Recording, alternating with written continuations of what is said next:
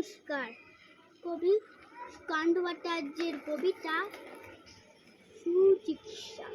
বদ্রীনাথের সর্দি হলো, কলকাতাতে গিয়ে আচ্ছা করে জোলাপ নিল, রসিক নাকি নিয়ে। ডাক্তার এসে বলল কেসে বড়ই কঠিন ব্যায়াম, এসব সুচিকিৎসা আরে আরে রামু আমার হাতে পড়লে পরে এক স্বরে করে দেখি লোকটা কেমন কঠিন কিনা, আসলে কিংবা মেকি।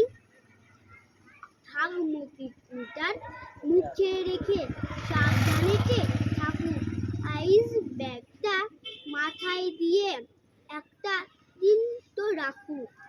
ইঞ্জেকশন নিতে হবে অফিসেরা পরে, তারপরেতে দেখবয়ে দেখে থাকে কেমন করে। পল্লীগ্রামের বদ্রীনাথ অবাক হলো ভাবে, সর্দি হলেই এমনতর ধন্য ডাক্তারি। নমস্কার।